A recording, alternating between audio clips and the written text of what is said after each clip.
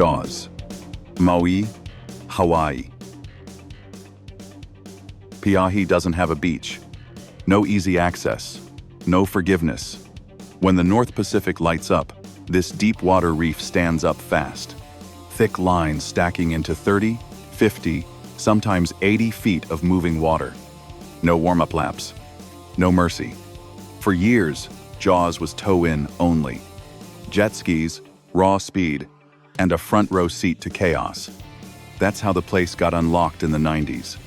Then the Mad Dogs showed up. Brazilians with nothing to prove and everything to lose. They paddled into waves people said were impossible. No skis, no vests, no cameras, no backup plan.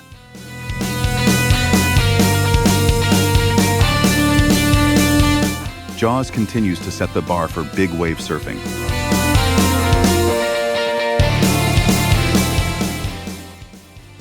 Shipstern Bluff, Tasmania, Australia.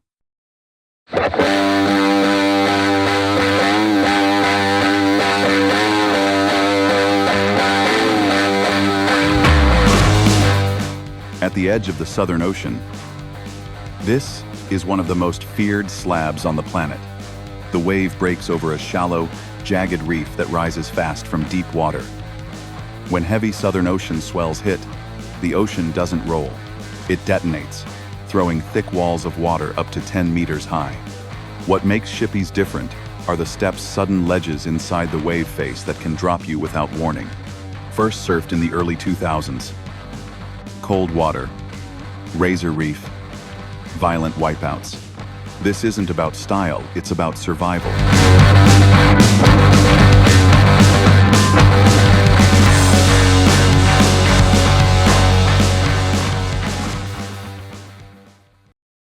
Mavericks Half Moon Bay, California.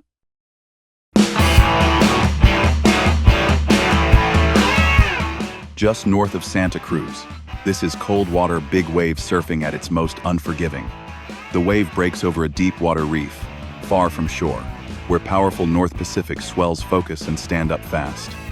When it's on, Mavericks delivers thick, open ocean walls that can push over 20 meters, with zero room for mistakes. Discovered and surfed solo in the early 1000. 970 seconds by local charger Jeff Clark. Mavericks stayed a secret for years. Freezing water, shifting currents, and looming rocks kept everyone else on the beach. This wave isn't about crowd energy or hype. It's raw power, heavy consequence, and commitment. Mavericks doesn't forgive hesitation. The Right, Western Australia.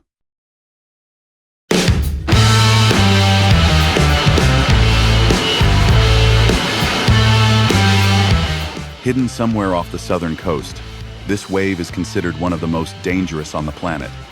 A mile offshore, the Right breaks over a shallow underwater island where raw Southern Ocean swells jack up violently and throw thick, hollow tubes. When it stands up, there's often no channel, no escape, no second chance. Cold water, brutal currents, and an area known for great white sharks make every session a calculated risk. This isn't a wave you stumble upon, it's guarded, remote, and respected. Regularly appearing in XXL submissions, the Right isn't about glory. It's about control, precision, and surviving the ride. Puerto Escondido, Oaxaca, Mexico.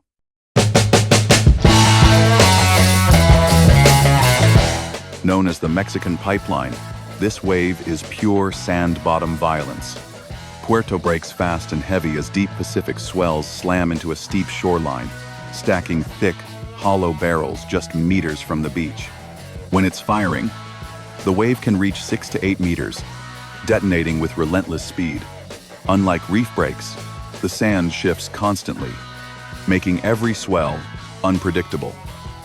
One day, it's perfect.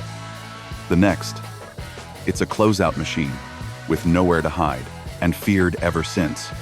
Puerto isn't about style points. It's about timing, commitment, and making it out alive.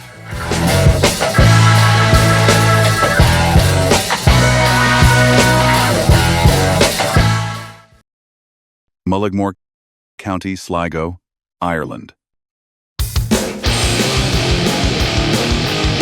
Cold, dark, and brutally powerful, this is heavy water surfing in its rawest form. Mullaghmore breaks over a deep reef close to the cliffs, where massive North Atlantic swells wrap into thick, fast-moving walls. When it's on, the wave delivers long hold-downs, unpredictable sections, and zero forgiveness. The water is freezing, visibility is low, and the lineup sits dangerously close to rocks. Wipeouts here aren't dramatic, they're punishing. First surfed in the early 2000s, Mullaghmore remains a wave for committed chargers only. No comfort, just consequence. Teahupo'o, Tahiti, French Polynesia.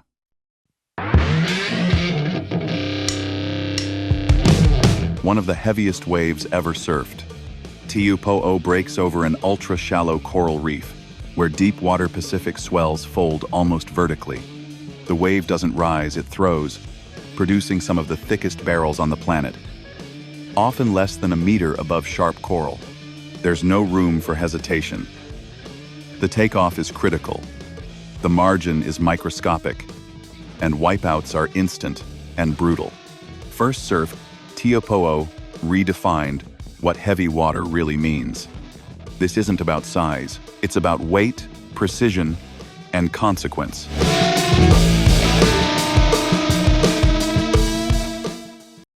Waimea Bay, North Shore, Oahu, Hawaii.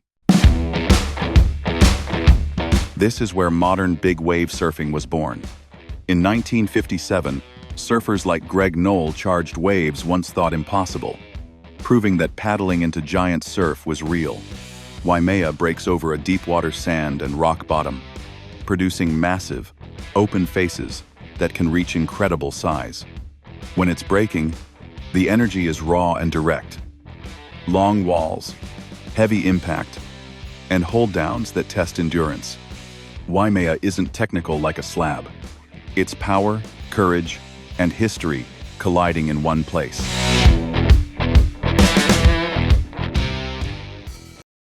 Pipeline, North Shore, Oahu, Hawaii.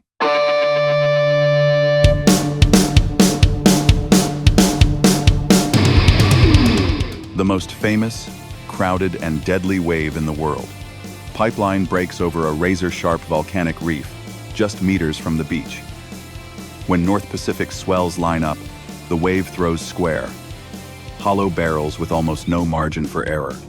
First surfed in the early 1960s, Pipeline quickly became the proving ground. Many of the sport's greatest surfers earned respect here, and many paid the price. The takeoff is fast, the reef is unforgiving, and wipeouts are instant. Pipeline isn't about progression. It's about mastery. Nazaré, Praia do Norte, Portugal.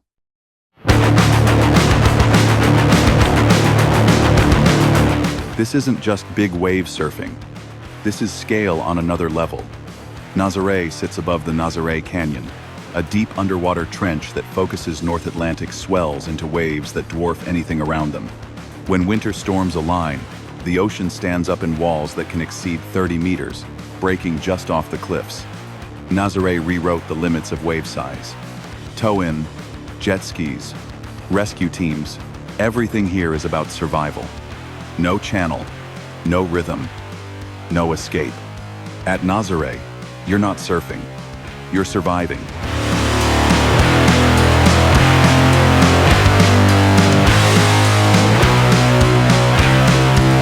Some forces aren't meant to be conquered, only witnessed.